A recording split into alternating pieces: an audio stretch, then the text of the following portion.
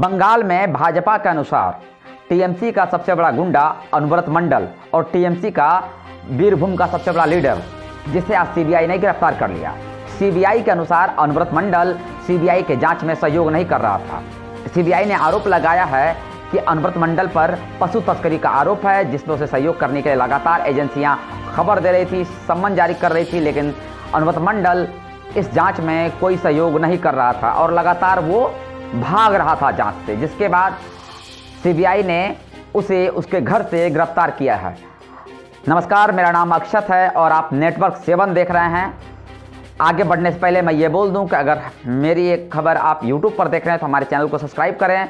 अगर आप ये खबर फेसबुक पर देख रहे हैं तो हमारे पेज को लाइक करें और इसको ज़्यादा से ज़्यादा शेयर करें। तो खबर पे आते हैं। खबर यह है कि जो टीएमसी का लीडर है अनुव्रत मंडल, उसे आज सीबीआई ने गिरफ्तार कर लिया है। सीबीआई उसके घर पर पहुंची थी, उसे गिरफ्तार की, उसके बाद उसे सीबीआई हेडक्वार्टर लाया गया बंगाल, कोलकाता के। अनुव्रत मंडल पर आरोप है कि अनुव्रत मंडल पिछले 10 सालों से पशु तस्करी में संलिप्त है, जिसके तार बांग्लादेश से भी जुड़े हुए हैं। जब सीबीआई को यह केस सौंपा गया तो सीबीआई ने इस पर जांच शुरू की। उसके बाद अनुव्रत मंडल को बुलाया गया जांच में। अनुव्रत मंडल लगातार फरार हो रहा था, भाग रहा था, जांच में सहयोग नहीं कर रहा था। मैं बता दूं, अनुव्रत मंडल ये वही नेता है बीरभूम इलाके का जहां पर टीएमसी का सिक्का चलता है। उस इलाके में कहा जाता है कि आपको अगर एक घर भी बनाना है, एक घर में ईंट भी जोड़नी है, तो आपको अनुव्रत मंडल से परमिशन लेनी होगी। और परमिशन कब मिलेगी? जब आप उसे कट मनी देंगे। ये भाजपा की तरफ से और कांग्रेस की तरफ से लगातार आरोप लगाया जाता है। कहा जाता है कि अनुव्रत मंडल टीएमसी का संस्थापक सदस्यों में से एक है और ममता बनर्जी का बहुत करीबी है।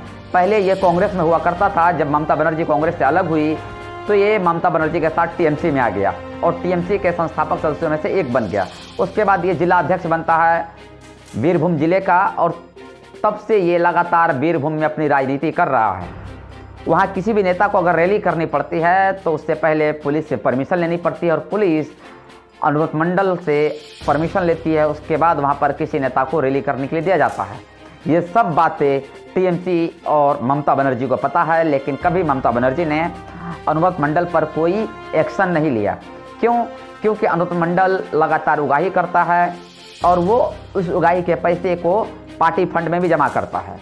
भाजपा के अनुसार टीएमसी लीडर अनुव्रत मंडल पर ममता बनर्जी का जबरदस्त हाथ है, जिसके बाद वो कुछ भी करता है उसके ऊपर कोई आरोप नहीं लगता है। उसके ऊपर हत्या का आरोप चल रहा है, उसके ऊपर स्मगलिंग का आरोप चल रहा है, उसके ऊपर हथियार स्मगलिंग करने का आरोप चल रहा है, जिसकी जांच सीबीआई लगातार कर रही है। और सबसे बड़ा आरोप पशु तस्करी का है। बता दें कि बंगाल और बांग्लादेश का जो बॉर्डर है वहाँ पर पशु तस्करी चरम पर होता है। इसकी आंच जो अभिषेक बनर्जी हैं, ममता बनर्जी के भतीजे, उन तक गई थी और उसे भी सीबीआई ने पिछले साल बुलाया था इसमें जांच के लिए। और अभी इसी सिलसिले में 8 आईपीएस अफसरों को दिल्ली भी तलब किया गया है केंद्रीय गृह मंत्रालय की तरफ से। जब टीएमसी से इसके बारे में पूछा गया तो टीएमसी का सीधा कहना था कि भ्रष्टाचार को लेकर उसकी जीरो टॉलरेंस नीति है, इस पर समय आने पर वो जवाब देगी। और इधर जांच एजेंसी अपना काम कर रही है। इससे कुछ दिन पहले बता दें कि टीएमसी के शिक्षा मंत्री पार्थ चटर्जी को भी सीबीआई ईडी ने गिरफ्तार किया था। टीएमसी की मुश्किलें कम होने का नाम नहीं ले रहे हैं। लगातार टीएमसी के ऊपर कुछ ना कुछ आरोप लग रहा है और ये सीधा आरोप ममता बनर्जी की तरफ इशारा करता है कि कहीं ना कहीं ममता बनर्जी भी इसमें शामिल है।